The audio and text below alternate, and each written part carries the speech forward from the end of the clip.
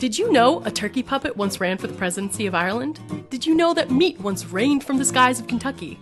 Did you know that there was an emperor of the United States for a while? Then listen to the Wiki Ship Down podcast. We live in an age when the sum total of humanity's knowledge can be found in your pocket on a smartphone at any given time. But when that knowledge is peer editable, like it is on Wikipedia, what does that say about mankind? So follow us down the digital rabbit hole as we drink, joke, and curse our way through the random button on Wikipedia and see where our journey through humanity's knowledge takes us. While you're at it, follow us on all social media at Wiki Ship Down. I'm Ruth Ann. I'm Ryan, and be sure to find us every Wednesday on iTunes, Stitcher, SoundCloud, or wherever you listen to podcasts. We're rolling. I'm going to count us down. 3, Ooh. 2.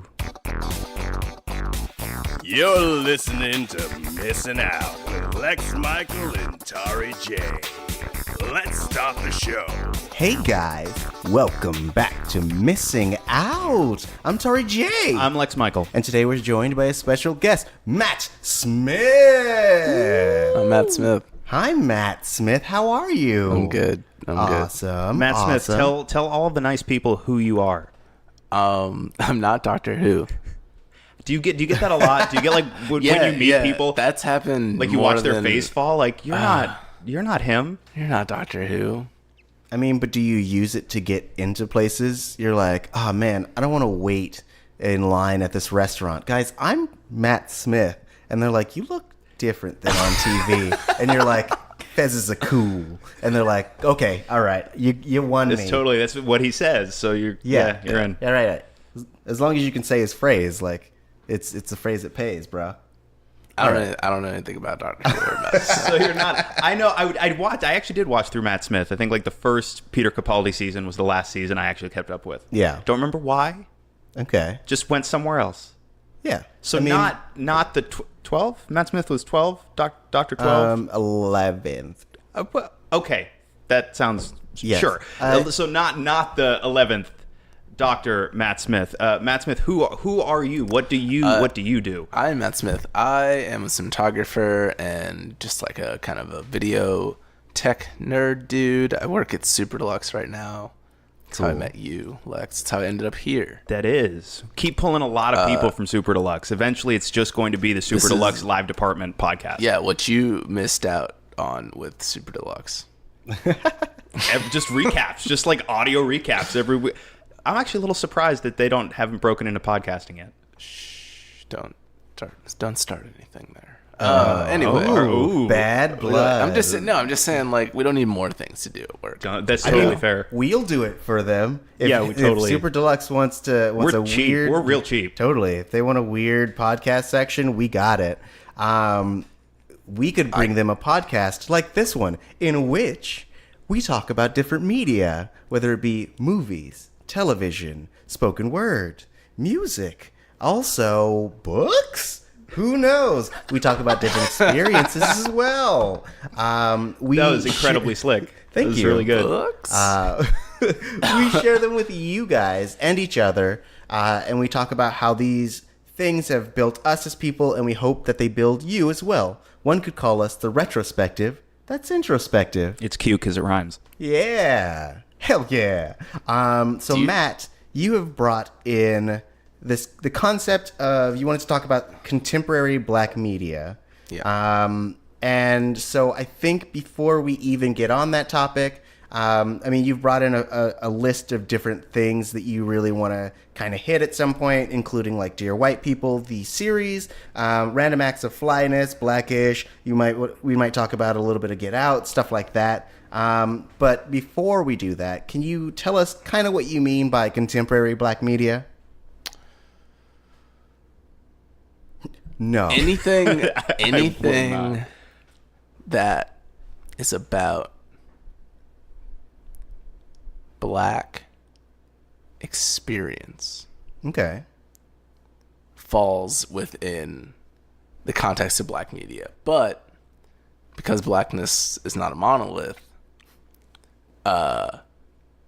it's a murky water. And Yeah. and the thing I really want to talk about today, and it's the reason I chose some of the things I did, were that there's a new wave, not a new old wave, of like Black surrealism and Afrofuturism, and just sort of a more ontological look at blackness. Okay. As blackness as a state of being. Yeah. Versus blackness as an experience. And I feel like a lot of shows, there are more shows now that are willing to navigate that space than where previous black media, quote unquote, was navigating a much more restricted space in what it meant to be black and simultaneously what a black experience is. Okay. Yeah, I mean, I feel like it's taken us a really long time to get to the point where, just off the top of my head, since you brought up random acts of flyness at a certain point, when I was watching the show, it really made me think, like, this is the first time I've experienced a show that was allowed to be weird and black. Whereas, like, before, if you wanted to do a quote unquote like black show, it had to be very specific in that, like, it's got to be about a family. It's got to be, it's got to have some white people, and it's got to be like quote unquote super relatable. Otherwise, like, no one's gonna produce it. No one's gonna put it on their network. But now we've gotten to a point where you could really just, like, it's not just like black as a novelty, but it's black as experienced by black people for black people. Yeah, for black people is a big key. Yeah, in a lot of these programs, which is why some of them on that list, like Blackish, for example, I feel like at times is somewhat like a Trojan horse in the way it presents a concept. And I know, like, if we look at it from like a tabloid perspective, like Kenya Barris has had all sorts of issues with ABC and things being written out of shows and episodes not airing. Now he's making a move to Netflix, so I'm excited to see that, because this is why the intersection of Afrofuturism is so interesting to me, because it's very real. Like, technology has allowed black media to flourish in a way that it couldn't 10, 15, 20 years ago. I consider something like World Star Hip Hop to be the pinnacle of black media, if we're being honest. Like, a section of but and that's where it goes back to, like, black being, because, like, that is like World Star and what you think of when that website comes to your head. First off, do you guys know what World Star is? I do, yes. Okay. Real quick. Yeah, let me stop. So actually, right? Okay, so we're all right. As may be evident, I am the least qualified person on this episode to talk about any of these subjects in any way. So there's going to be a lot of and okay, and input from me. But so since we paused the way we did, there are probably some people listening to this show who don't actually know what World Star is. So I feel like it might be appropriate to offer a little bit of context. But also, I knew that those were the exact words that were going to come out of your face. And I want to encourage you to really try to give your perspective on these topics and, like, give it to us from your experience. Because it's like, I think that, like, everyone in the audience knows that I am a black man. And, like, so I don't want this to just be a conversation between I'm also Matt black. and I. Whoa. I want other perspectives to be represented. Sure. Yeah. Oh, for sure. Yes. No, if I have something pertinent to add, I will.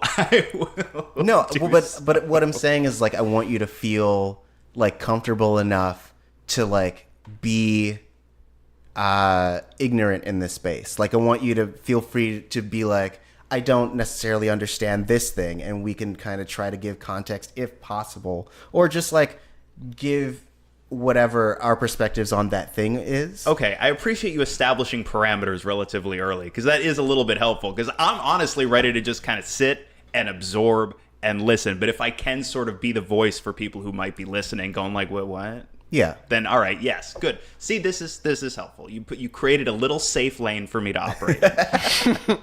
I wanted to get that done before we start diving into, like, World Star and all that Yeah, stuff. it's gonna get black. Okay, so am I all right? So I guess my role in this black in conversation might be to ask like the white people questions. But guess. it's all right. But Lex, maybe I don't know if you can take this as a point of comfort or not, but very centered to blackness in this conversation about blackness is going to be the specter of whiteness over the whole conversation. What about that is meant to be comforting? I'm just saying you just as I was saying, we are now finally seeing media that shows the black being and what it means to be black and be a soul that has to experience human blackness. White people have been making movies about that for like years and years and years, and that has informed all other peoples as a default. Yeah. Yes. Yeah. There's no, at this point, especially in American culture, there's no way to talk about being black without also it being entangled with living in a white society. Exactly. Yeah. Yes. That Yeah. tracks. So, you're there. You're hanging out. That's all right. That's a weird thing for me to derive comfort from. I think. And that's what we want. That's why all this media is coming up, that's because not the only comforting way to me. That's really upsetting. Yeah, live it. But that's the thing. I think he's saying like live in that discomfort. Right. Oh yeah. No, for sure. Like I'm not trying to hide from it. I'm just saying no. That's not comforting to me at all. because that's the closest state of being that we as black people I think can give white people, and that's why a movie like Get Out was received the way it was. Mm-hmm. If you take a black experience and present it as something horrific, it's what was funny to me about Get Out was how many white people just thought it was a horror movie. Yeah. And like didn't feel the racial component to it, or like saw it but saw it just as a plot driving point. Okay. Not something to talk about how it feels to exist. And black people responded, hand over heel, talking about how it's like, yes, this is how it feels when I go to like my white friend's house and they're asking like, this is like, I feel like I'm in that scene. And that's a disorienting, uncomforting space that we have to like navigate. And that's why I think some of these shows are more useful to representing blackness than others in the contemporary black space. I think everyone, going back to how I'm all over the place, going back to how we ended up at World Star, talking about technology. Yeah. There is so much more media out now, and there are so many more black creators, and that's great. By default, actually not by default, I should say, being a black creator doesn't mean you're making black media. Mm-hmm. However, there's a high probability that you're going to try, at least attempt, to do something to relate blackness in whatever you're making. I feel like it's hard not to. Yeah. You want to relate who you are in whatever you're making. I also feel like there's this feeling of responsibility. I often talk about this with other black creators where, like, even if you're not setting out to make a specifically black thing, there's this feeling of responsibility that you always have to try to integrate some feeling of blackness, just because like there's so little of it out there that you always have to kind of make something that is representative of like your perspective or just like the black community, just because like there's this responsibility to put it out there so that other people who come after you are like, yes, this is me. Mm-hmm. Which is interesting. And that's something that it seems like white creators have been afforded.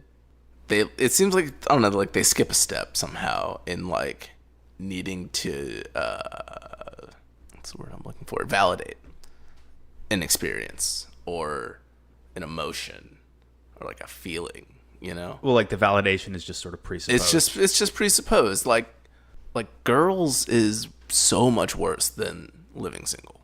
How do you mean? Like as a show, and Okay. All right, let's do this. Garbage. Hell yes.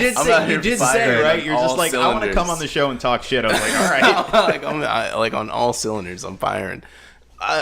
Girls was melodramatic to me, and it was like it blew up what seemed to me like normal experiences that every person goes through, and maybe that was the point for it to be a show about normal experiences that white women in their mid-20s in New York go through. But like Living Single was a sitcom. It's a different format, sure, but it was about what it was like to be a black woman in her 20s in New York, and it was about like a group of friends. But there's just not. It was a comedy,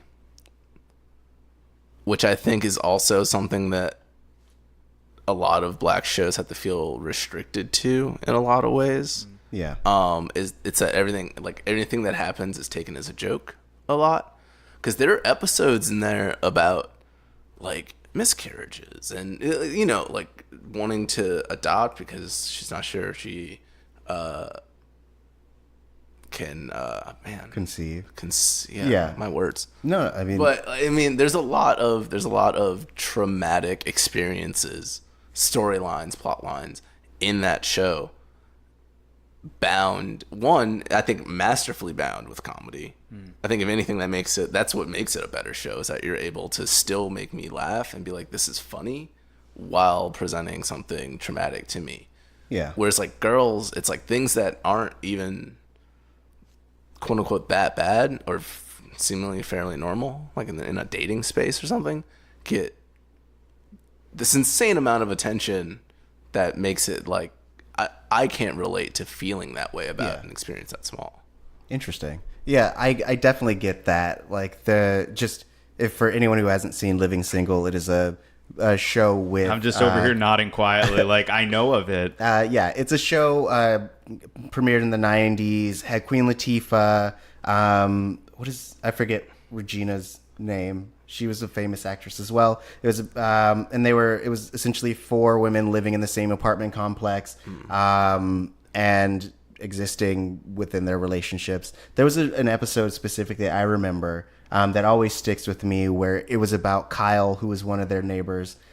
He was trying to get this job. He was one of the like first successful corporate black people I had ever seen on TV. Yeah. And he was going for this job, and they essentially didn't want to give it to him because he had dreads.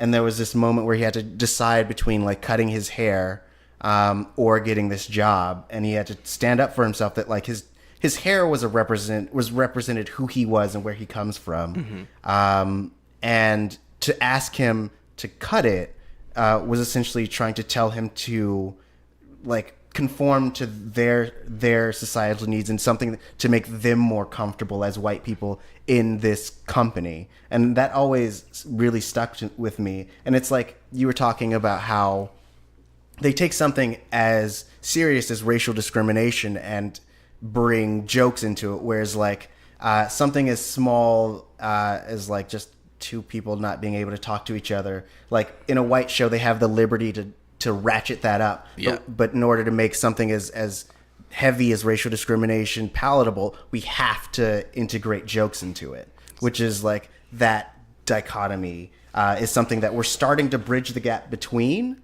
but like I don't know if we're necessarily all the way there yet. Oh, no way. But that's, I mean, I'm glad you brought up that episode with Kyle and the dreads, because there's a sketch I'm calling it a sketch, Random Acts of Flyness, like you were saying. Yeah. One, I don't know if you would agree that I believe it has like no true format. It's hard to nail down what its format is. Yeah. It's hard to say what kind of show it is. I remember when you were giving me a couple of titles, that was one of them, and I was like, oh, I don't know that one, and you were basically like, oh, it's a sketch show. I went, oh, okay, walking away thinking like Key and Peele or Chappelle. Right. But it's not It's that. not. Yeah, it's not at all It's that. this incredible like collage of different things. Collage, that's a good okay, so like it's on the one hand incredibly deeply affecting and distressing. And on the other, in the first episode, because I watched the first couple, that everyone dies piece. I was dying, dude. That's stupid choice of words.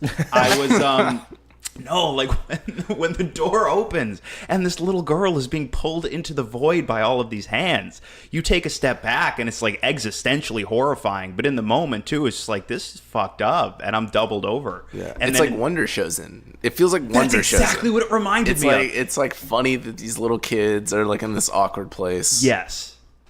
But yeah, the lack of format thing, I wouldn't have necessarily thought to phrase it that way, but it feels like a collage of different pieces, different short films, and you just kind of flow from one to the other. And the way they just so organically move between tones, it's insane. The stuff that I took a look at specifically for this episode that you mentioned you wanted to talk about, consistently just incredible pieces of filmmaking.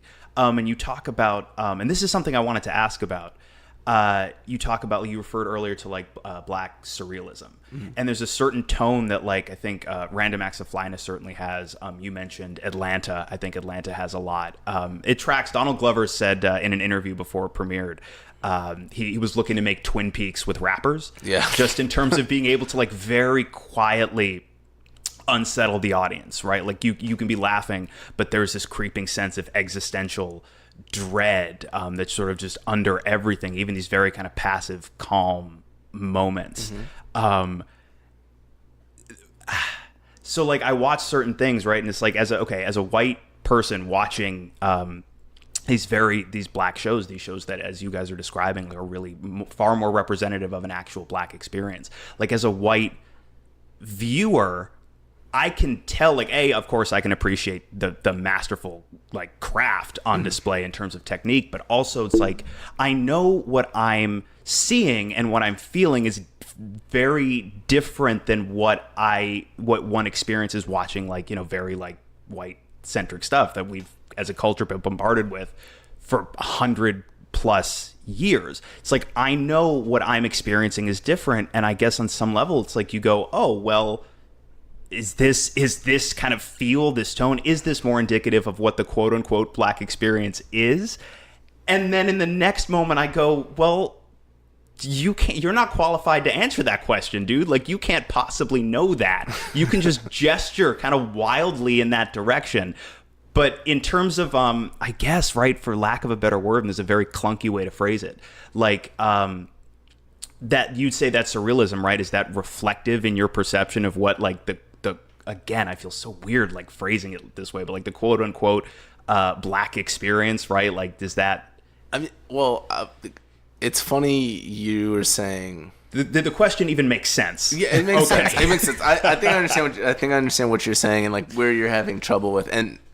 What I would pose back to you is sort of a rhetorical question, but do you get this same feeling of existential dread watching a Lynch film or a Jodorowsky film or any of your weird white guys? Weird white guys. Yeah, but in a way that feels with Lynch, it feels far more abstract. Mm-hmm. And with something say, the same feeling of existential dread that you watch, you internalize watching Atlanta, say, it feels so much more concrete and immediate. Feels real. It feels very real. And okay, so would that be right? I guess that in a way, based on what I've heard, people who aren't me talk about that experience, right? That it seems there is an element of that, right? To be a black person in America, there is a certain element, I think, the way some people describe it, at this same kind of underlying existential, if not dread, then everything being a little bit in terms of what the quote unquote standard has always been, just a little bit off of that. Yeah. Right. I'm rambling a bunch, so I hope this actually makes some sense. I agree with you. I understand what you're saying, and I agree with you. Being black has a built-in quality to it that just decenters you from how I can't say for any other race. I've never been anything other than black. Right. But it seems to me, even on as something as simple as a visual level, we're the most different from everyone else. if we even, if we want to go back to phrenology, like we are physically different in a lot of ways. So there is something different about being black and being, I think that history has taken that difference and made it negative, in many, many ways, but the short of it is that it's a negative difference.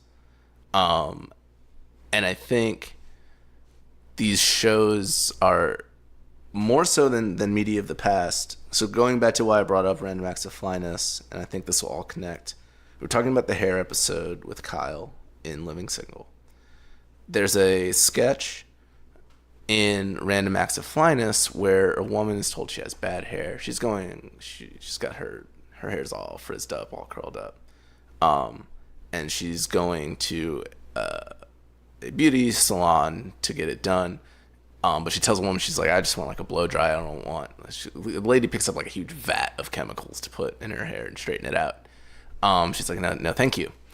And the lady's like, bad hair. The hair comes off the woman's head, comes to life, comes off the woman's head. It's like, you call me bad, I'm not bad. Or like, if you're going to call me bad, then I'll be bad. Which is a very interesting statement from the hair and from how black people have had to respond to certain acts throughout the history of the United States. But so the hair's like, if you're going to call me bad, then I'll be bad. I'll show you bad. And then it goes completely off the rails. She like cuts this lady's trying to hit her with this other piece of hair. She's trying to cut her with a hot comb, and she kills her, and then she goes to prison, and the charges are like constant defrizzing. Like, it's completely surreal and absurd at that point.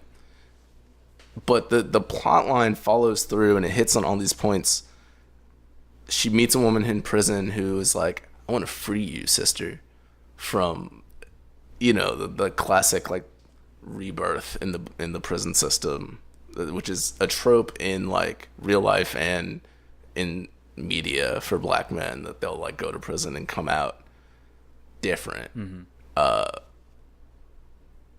But she's like told, she's given the definition of bad, and like this is all a real woman talking to like a bundle of hair.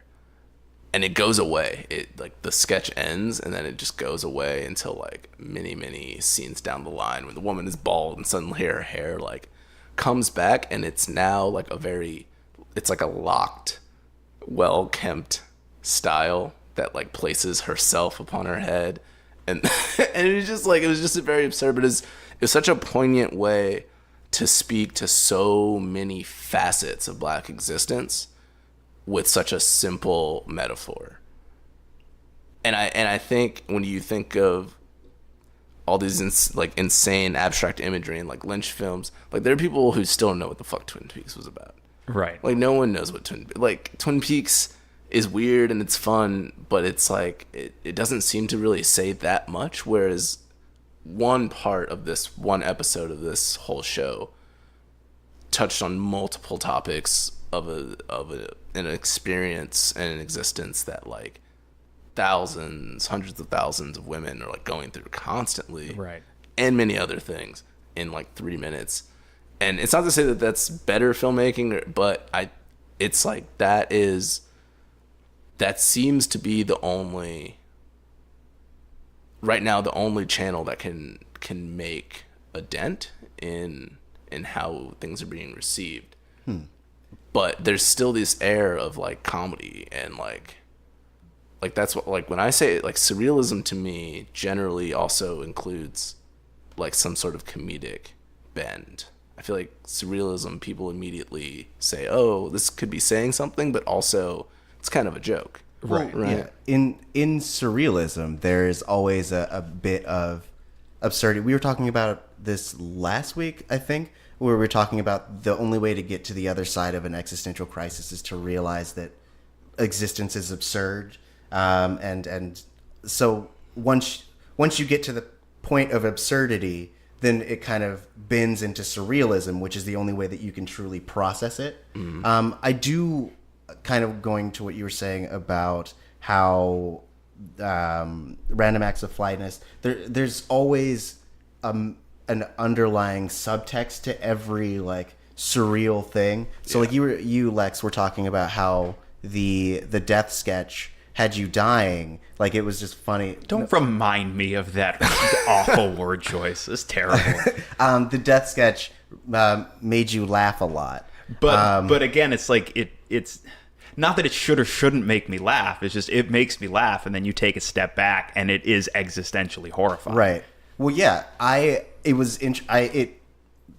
guess pinged in my brain when you said that, because I couldn't laugh for a single moment during that sketch, because all I could think about was the subtext. Like all I could think about was it was like a don't hug me, I'm scared, that, or like a Too Many Cooks version of what it's like to exist in America as a black person. In that, like, there's that moment when she's going and she's like, what is the right answer? And it's like you don't even know the question. Right, but like, right. Every answer ends in death. Like, and there's it's like she's stuck in this loop and she's trying to escape and she's crying out for help. And there's nothing that can help her. That's the part that's existentially horrifying. So just to explain, I guess part of my sense of humor is like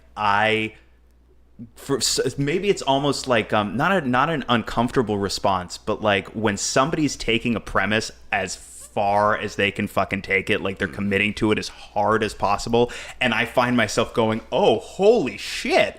that I start laughing. Yeah, like that does it for me. But like, no, it's far more horrifying than it is actually funny on any conceptual level. I know. I also know. You know. I want to make sure you know that I know. Yeah. Well, we literally have an episode called "Violence Makes Me Laugh," in which Lex breaks down how much grotesque violence just causes an automatic response of laughter. It's a little bit like that. Yeah. Not because it's actually funny, but because holy shit, that they're committing to this extremity about as hard as they can. Right. Which is the hair sketch, which is this concept of this piece of hair representing like the lifespan of someone in black society being told they are bad, and so doubling down into that idea. Yeah. While also still being like a surface level, just a comment on hair and black hair, which in and of itself is a conversation. I mean, Chris Rock did a whole documentary about it. I was just about to bring it up. Yeah. That runs. Netflix has a new movie out that's called Napoli Ever After. First off, yo. That just feels like somebody's getting made fun of, but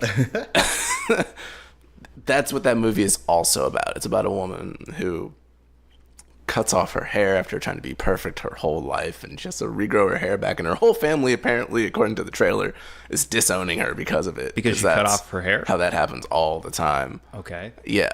It's like, it's probably no better than like any other midlife crisis movie.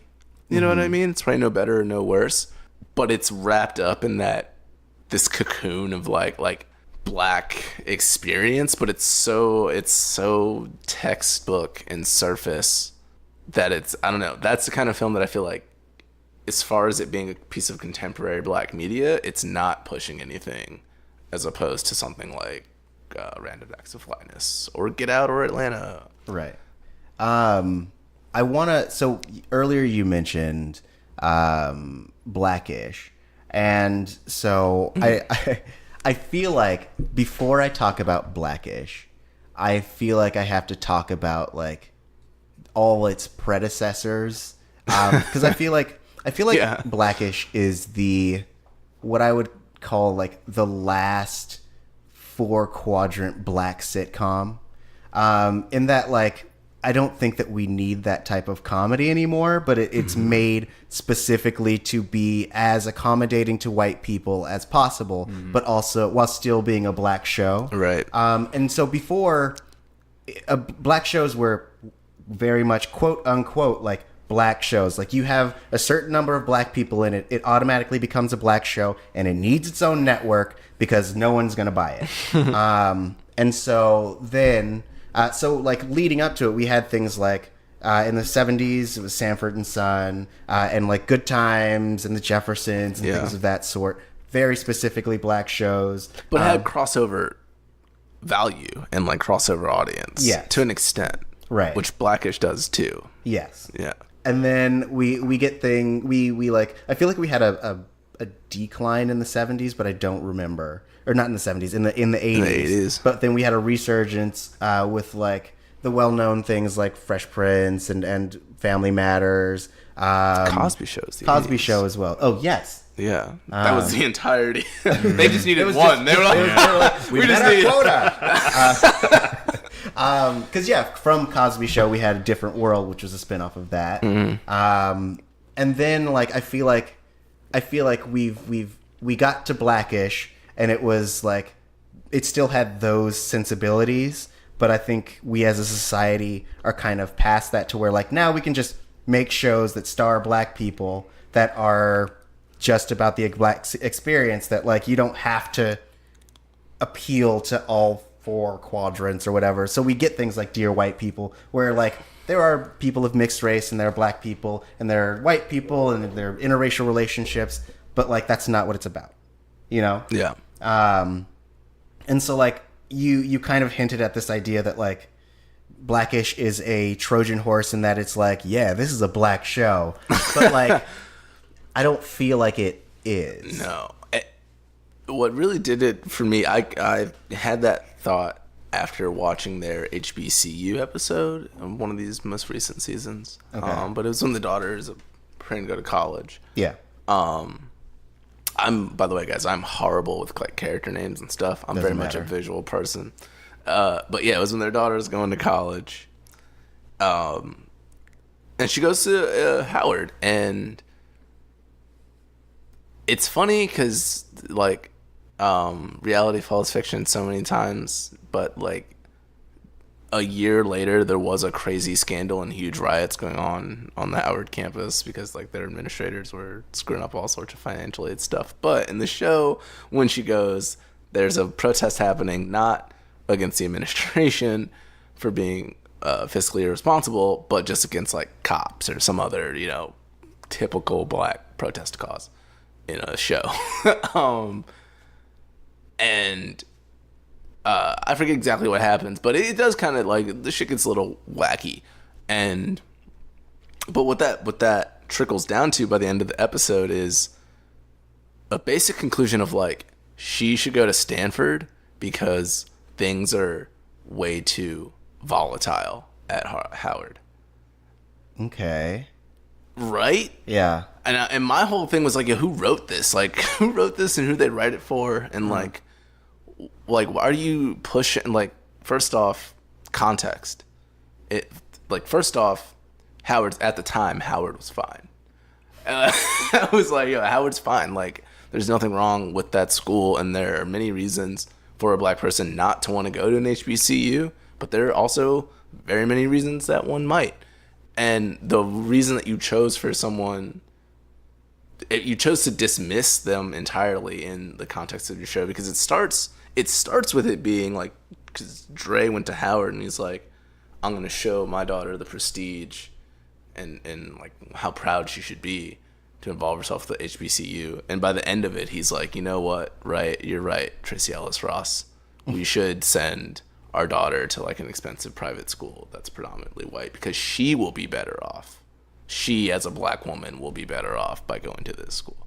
And it's like, where's that? Like, that seems like a disconnect. And there's just a lot of episodes that are like that. And every episode is a voiceover of Anthony, not Mackie. Anderson. Anthony Anderson. Anthony Anderson, like, talking about black people do this and white people do that, or they don't understand because they do this instead.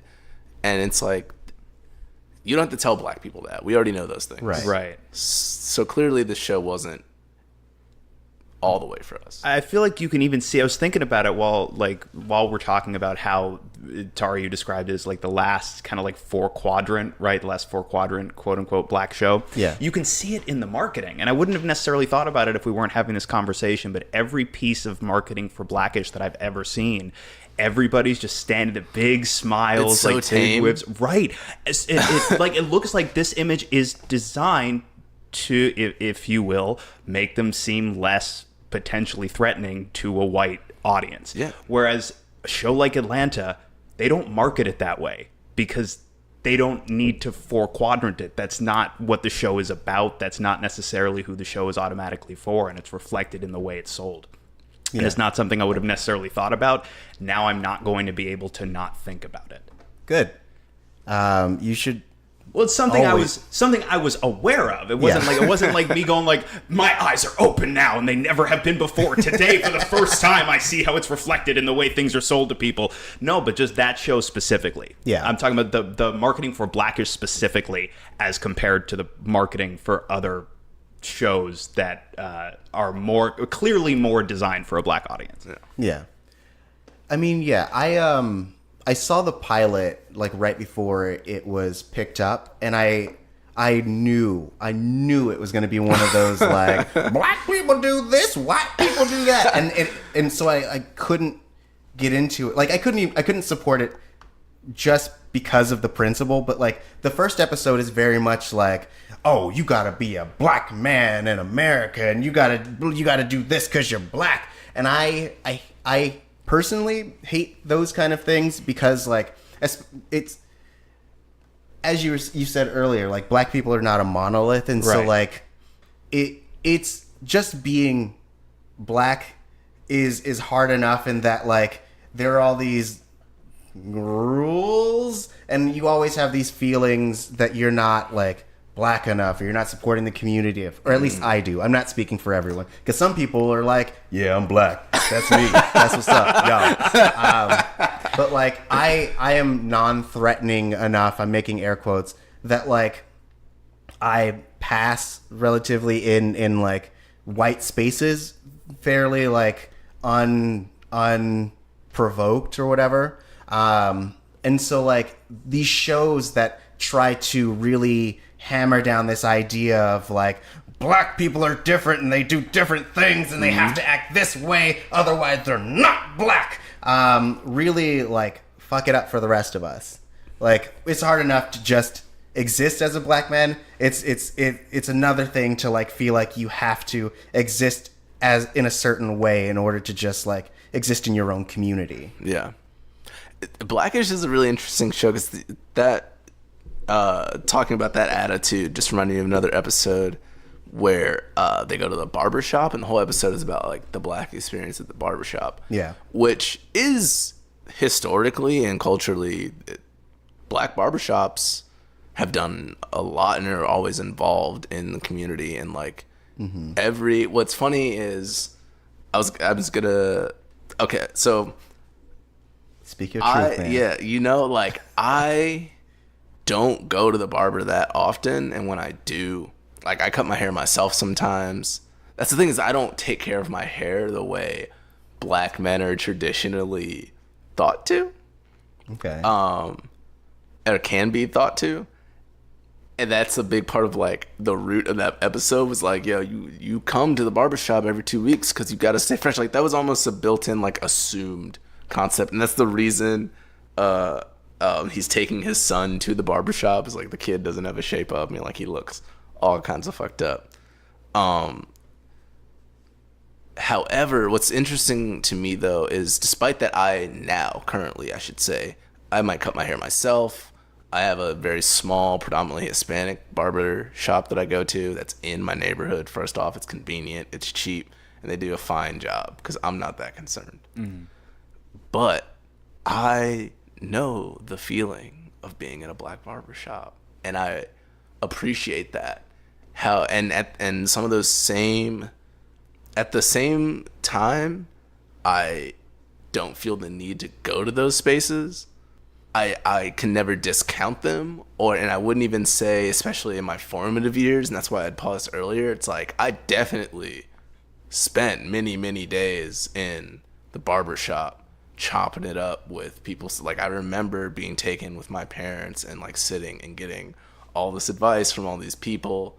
And like the black barber shop traditionally is thought to be like, it's a place where you go to learn and to grow, and it's a center of like community discussion.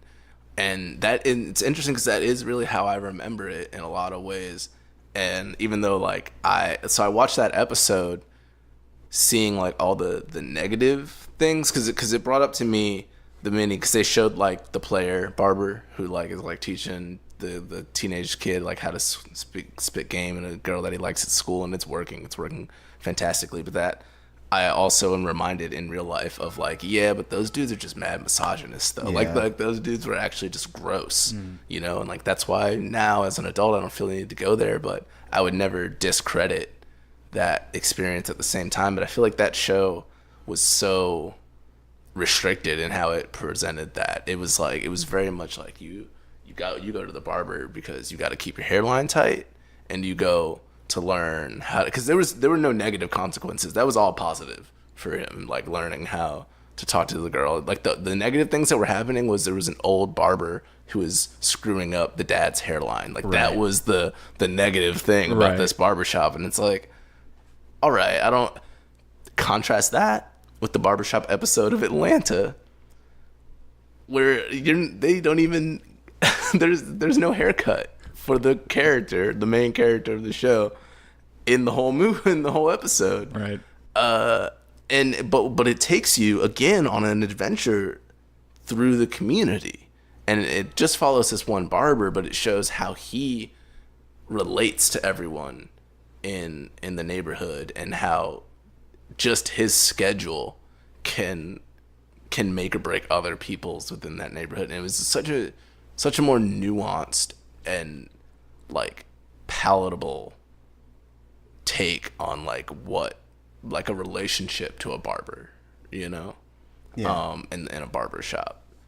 So yeah, Blackish, it's all great. That's what I'm saying. It's definitely a black show the same way Atlanta is. Well, I hearing you talk about the barbershop episode really made me feel like Blackish is the equivalent to black culture that like Big Bang Theory is to nerd culture, in that it's like it's a facsimile of what people's beliefs of what it is, but there's no real exploration about the depths of that culture. It's about like, I can only speak to my experience watching, I guess, Big Bang Theory as a white person, or a nerd, right? A white nerd specifically. Like, it feels like the joke is all that they are nerds, and not at all an exploration of what it is to be nerdy, be a nerd, have those passions, what that world is like, right? So what I'm hearing is, by the same token, a lot of Blackish is just sort of the point is that they are black, and not an exploration of what it is to be black. Yes. Right. Yes. Okay. and that is what I'm like, going back to when I was opening it up, I was like, there's being and there's experience. Right. And like a black being can have experiences that aren't black, and vice versa. Like, there's a great little bit in Atlanta where this like teenage black kid is like, I woke up one day and I thought I was 35 and white. He's like, and I'm a 35-year-old white man, and he's just like convinced. And it's the whole thing about how he's like the first transracial person. Very Rachel Dolezal of him, you know. Interesting to see how that went the opposite way. But like, I love that joke so much because like I am a 35-year-old white man, bro. Like, I just called you bro. I love craft beer. I just came from rock climbing. I ride bicycles. But like I probably have like made remarks in the workplace that women cringe at. Like, I'm a 35-year-old white man. But then my question is, like, do white people own those things? Exactly. They don't. They don't. Because that's right. If white people own those things, that makes you whiter than I am. And that's what I'm saying. There's these ideas of being like white, oh, I'm blacker than you, I'm whiter than you, you act white, you talk white, you act black, etc. Whatever. And it gets even deeper. We're just talking about black and white. It gets even deeper when you bring in, you know, the rest of the world. Oh yeah. But just focusing on just say black and whiteness. There's a being, like, my being is one of adventure, clearly, and like I enjoy these things that the typical quote unquote black person is like, that's crazy, that's for white people. Like climbing rocks, that's white people shit. And it is. You know why? Because I have met like 7 other black people that do it. So that's how I know that as an experience, it is a white experience. As something I'm doing in my being, it's just a being. But what's weird is that like I'm a 35-year-old white man, but I'm also a black man. Like I'm a 35-year-old white man who has to live with the experience and the simultaneous being of a black man. Yeah. Like I'm a 35-year-old white man, but I will never get treated that way. Right. Yeah. I always feel like when black people say, that's white people shit, the like undertone is actually that like I don't have the luxury to do that. Yes, exactly. Yeah. And so like there's this idea, especially when it comes to like death defying stuff, it's like, bro, I spend most of my energy just trying not to like die by existing. I don't have the mental fortitude to do that and jump out a fucking plane, you know? Like and so like there are so many like things in life that are just they're luxury items that like sometimes you as a person don't have the ability to take on, like whether it's financially, and that like a lot of the things you describe are things that are like additional financial burdens that like someone who is just struggling to live paycheck to paycheck because they can't get a decent job just because they black, like can't afford to do. Yeah. And so it's like white people shit, and that like not to say that like all white people are have the luxury of doing those things, not to say that all white people have disposable income, because life in general is built on a class system that is systematically unfair. Yeah. But like there are relatively less obstacles and more opportunities based on being born white or being born black. A lot of people have it in their heads that just because they are struggling in their own lives, they don't benefit from white privilege. Stop that. Stop it. Yeah. I mean, well, it's because it's hard for people to fathom the idea of white privilege, especially because it to a lot of people it feels so amorphous. And when you say privilege, it gives people this idea that you are essentially gaining something without effort. And so they think of privilege as people drinking wine, holding out their pinkies with gold spoons in their mouths on their private jet. Right. Yeah. But like privilege has so many varying levels. Like we use the term privilege in addition to just like having the ability to like, let's say you meet someone that you never thought you would. It's a privilege to meet that person. It's not a high feat. It's just a thing that you had the ability to do because of circumstances. And that is what it means to have privilege. It's not necessarily a status symbol. It's more a result of circumstances. It's funny to talk about privilege. I just this comedian Josh Johnson had like a little thing on Netflix. They did these like 15-minute stand-up segments, a collection of them that they're doing. It's pretty cool. But he ended his set doing a joke about white privilege, but initially it seemed like he was going to be on some like black Trump supporter type of bend, or like, oh man, where's this going? But he kind of ended in a spot saying what you're saying, and on a very funny way and very funny note, because he was like, okay, he's basically like, he's like, look at any like homeless white person and look at me and try to tell that white person that they are privileged. And it's like, that's not what we're talking about. And then he like paused and he was like, if you're white and you make less than $20,000 a year, then all I can say to you is nigga. And it was like it was hilarious, because it's like like ultimately when you get down to the nitty-gritty of things, it's like things aren't a class system, but that class system like has a shield that the race system holds over it. or it holds over itself. And that's why you get white people who voted Donald Trump in office not being able to even, like, not being able to get past the idea of white and black enough to even think about the economy and like tax brackets. Like they're like, that's not even the plane that they're on. So it's like I feel like socialism, like any kind of major political change, would never work without like a racial change in this country first, because anything that comes up, and it's already happening when you have that woman from New York who is just elected Senator Cortez. She's like a Democratic socialist, and like rather than a conversation, I would have much preferred a conversation centered on like socialism for her, because she is sort of an iffy candidate from like a political standpoint, better than a lot of options. But that whole conversation became immediately racial, and like, can you imagine that on like a large scale? I mean, we already had it on a large scale with Obama, and like that was a mess.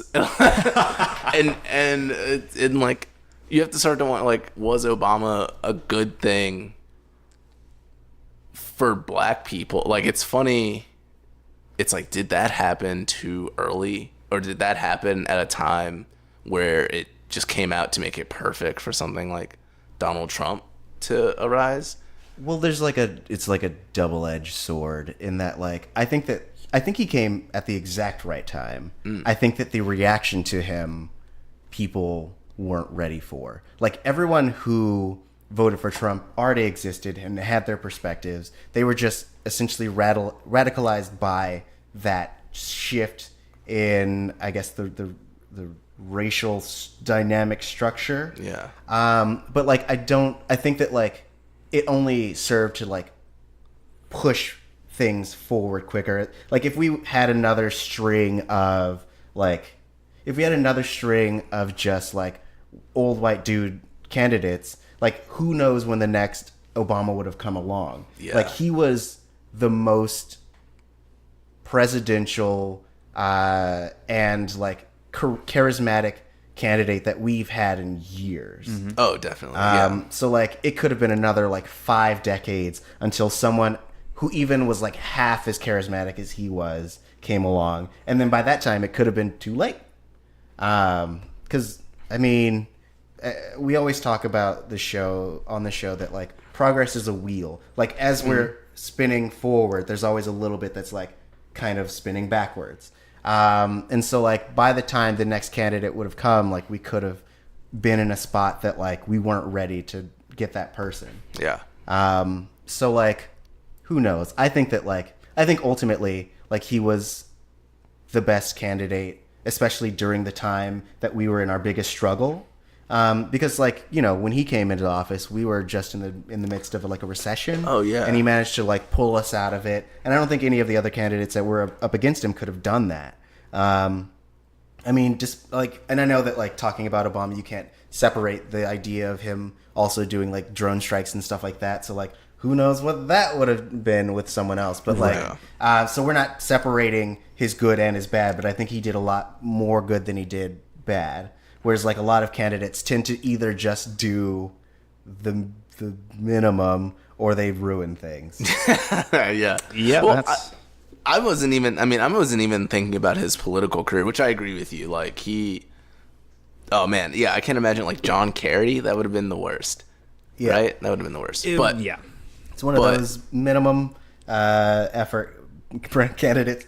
But you say charisma, and that's what I find most interesting about Barack Obama's election, was that it was very compelled through media and charisma.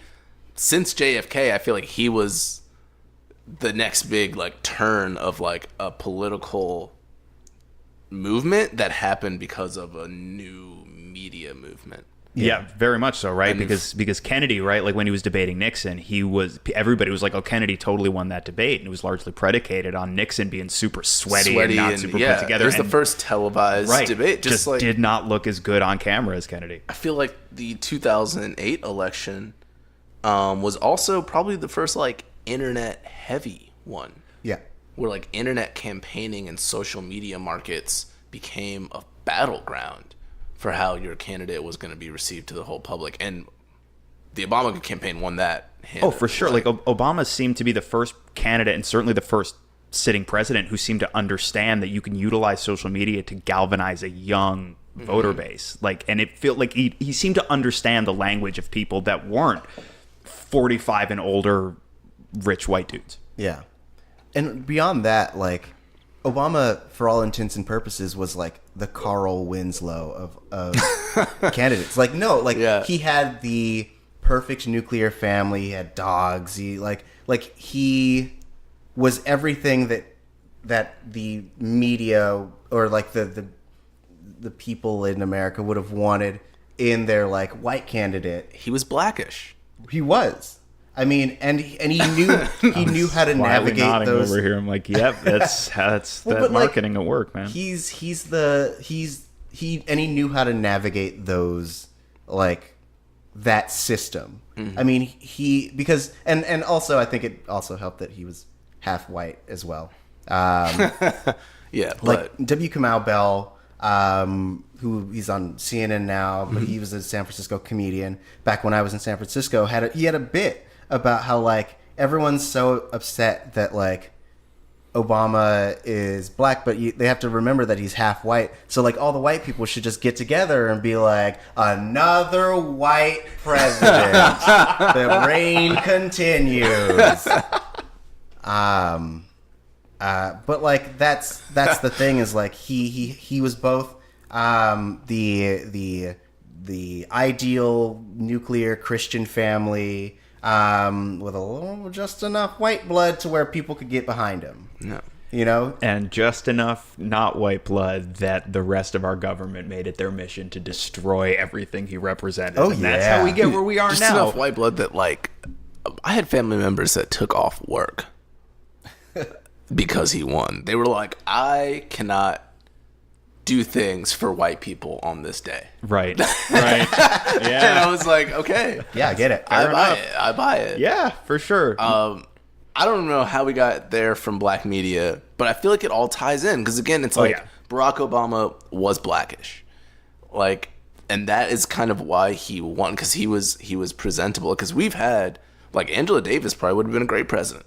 She ran, but like no one's elected Angela Davis, and that is like either a macro or microcosmic way to describe or like relate how these shows are kind of working. But it is kind of, it's like a show. And what's interesting though is that Atlanta, I have a feeling, Random Acts of Flyness, like these shows are going to get out. They're going to be lauded. And like people are gonna clap for them. They do. They receive great critical attention. And at this point, it's a matter of like, are you guys clapping for the right reasons? Like, are you clapping because, whoa, these are some crazy visuals and that was just such an interesting way to structure an episode, which is a perfectly fine reason to clap. But hopefully you're also clapping because, wow, this said something about culture, our culture, the American culture, and presented it in a way that no other piece of media has, and has opened my eyes a bit to something that I didn't previously understand, or even if I don't understand it, I now know that it exists or that some people feel this way and that their feelings about it are valid because this really good show told me. Right. Because ultimately, someone's got to tell them. Yeah. Someone's got to tell you. Yeah, it represents underrepresented perspectives. Yeah. There's this thing in terms of especially like now contemporary black media that like I always have this underlying fear that I describe it as like a renaissance we're in right now. And I always have this fear that the bottom is going to drop out, where like people are going to be like, black's not in anymore. Yeah, we don't need this. We did all the good black shows. Like we're going back to what we we did were doing before. Like they had a list, and they're we're done. all right, we're done. Got it. There's this like, especially like if you are in LA, and there's this idea that like they're like, black is in. It's in right now. We got to get all the representation we can. While it's still hot, and it's a dangerous idea because it makes it seem like this is a fad. Black people are in now. Right. Maybe we'll do something with Mexicans next. Maybe Asians are going to be after that. And then we're just going to, then once everyone's tired of all the minorities, we'll just go back to default,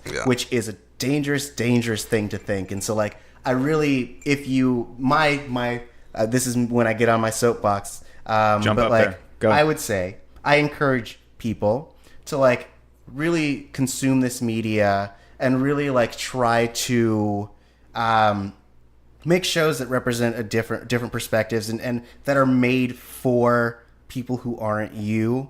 I really recommend you take those in, and even if you don't find it accessible, still sit with it. Try to have that feeling that Lex was talking about earlier, where you sit and you look at it and you go, is this what it's like to experience the world as insert this represented group of people, whether it be a race, or you're watching a show about LGBT characters, or you're or it's just something else, mixed characters, whatever you want.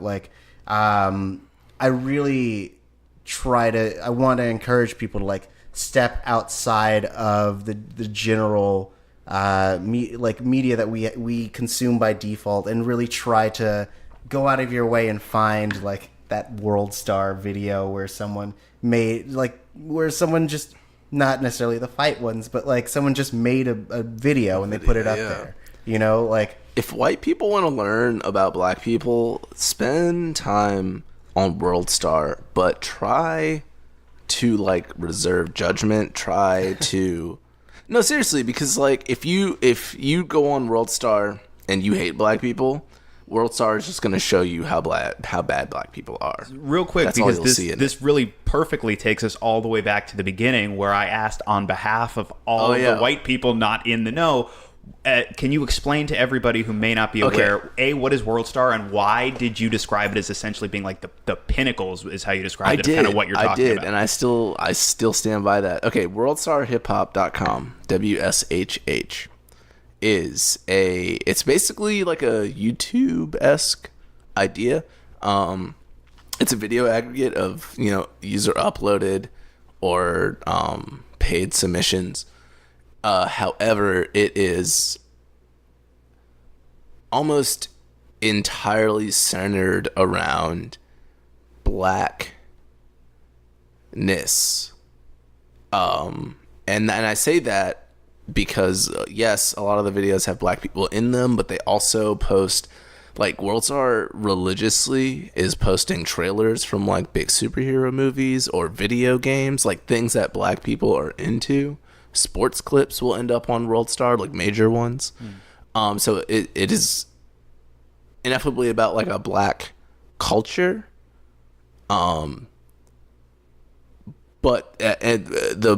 the core of what it started as and why people go there is because it's user uploaded black videos, generally from ghetto niggas.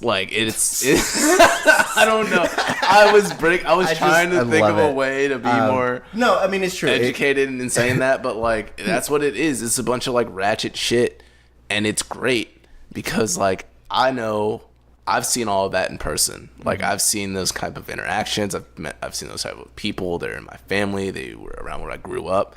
And yeah, I climb rocks now, but that site is undoubtedly the blackest shit on the internet. But like I said, if you go there and you're looking for reasons to call black people ignorant or lazy or dumb or stupid or violent, you will find all of those. And if you go there and you're looking for uplifting stories about how 16-year-old black kids can graduate and become doctors at Harvard and shit, that's there too. And if you just want to look at booty shaking, that's there too. This is something for everybody. That's the real 4-quadrant programming. Oh yeah. No, I feel like it has everything that the like early days of YouTube, where it was literally just like user generated content, and it ranged from like cat videos to like niggas fighting, and then like I don't know, like to polished videos. And now like YouTube is kind of YouTube has essentially made it so that you only can get the like polished stuff in your feeds, and like they have a lot more rules, whereas like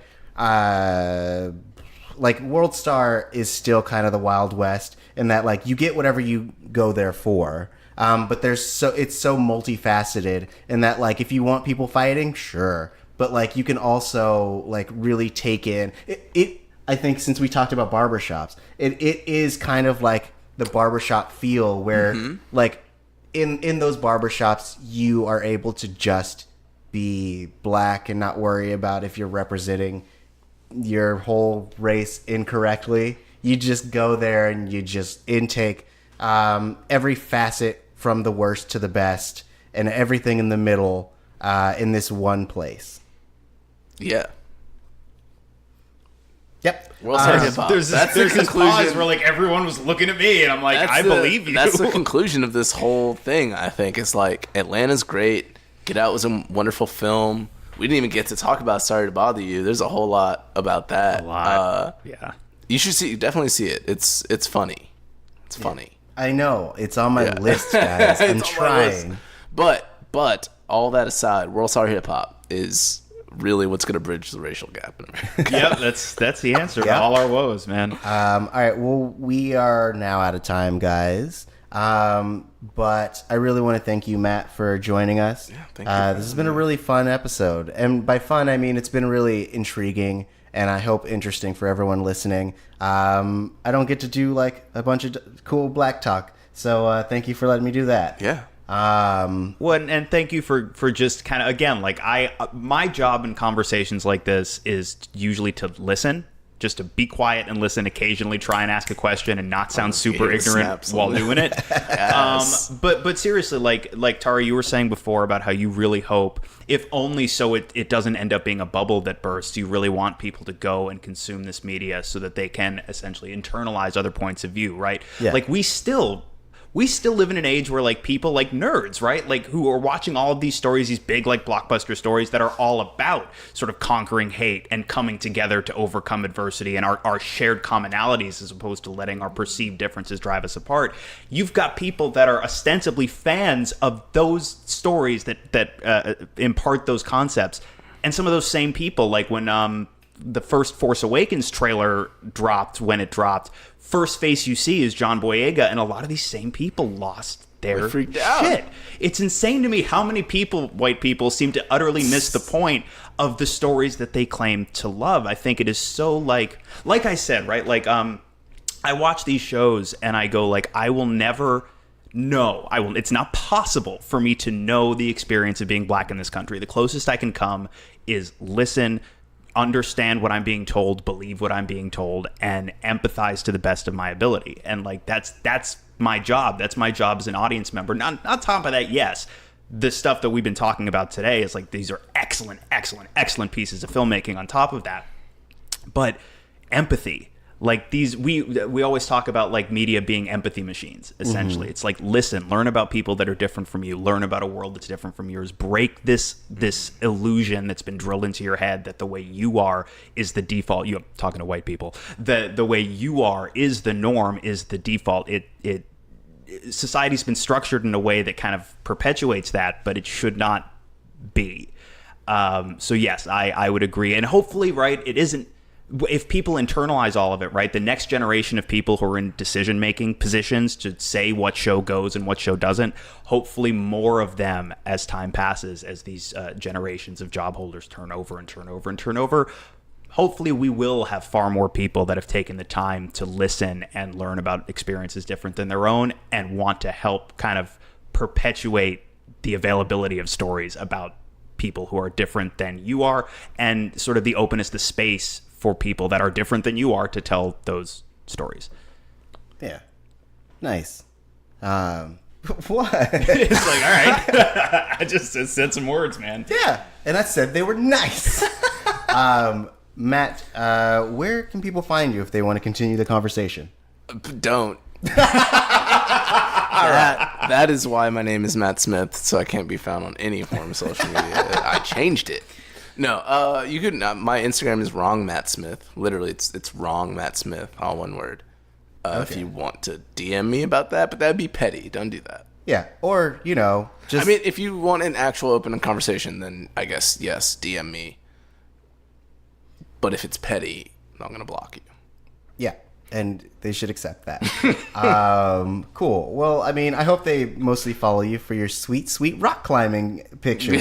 Yeah. Hell yeah. 35-year-old white man.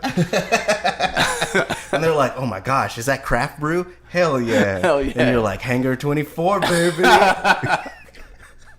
Jeez. Lex, what about you? Where can they find you? I'm all over social media at the Lex Michael. Awesome. You can find me at Tari J. That's TAURIJAY. And you can also find the show at Missing Outcast on Twitter. Hit us up. Let us know what you think of black media. Also, you'll get blocked if it's petty shit. But no, we really like having conversations with you guys and encourage you guys to go and comment on our iTunes. Leave us a rating. Let us know what you think, and we read them here on the show. So please continue to support the show and all that stuff. You know where we're available, so keep doing that. We really appreciate it. If you're into anything specific, or there's something you want to recommend to the show, make sure to hit up the Missing Out hotline. It is 978-MISS-OUT. That number again, in case you're driving and you're trying to fumble with all your things, it is 978-MISS-OUT. Please don't write while you're driving. It's dangerous. But once again, thank you for joining us, Matt. Thank you, audience, for joining us this week. And hey, guys, keep doing cool stuff. Bye, everyone.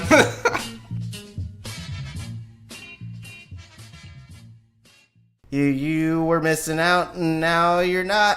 Listen to this sweet sign off. We really need a solid sign off. You should you're play now. James Brown. I'm black and not proud. So like play it out. Yeah. And me telling you to do that over this. You should play this, and it's like been playing for like 3 minutes. And they're like, oh, That's why. I get it. Perfect. Oh, man. Keep it. I will. Keep the sign off in place. Good. Yeah. Thank you.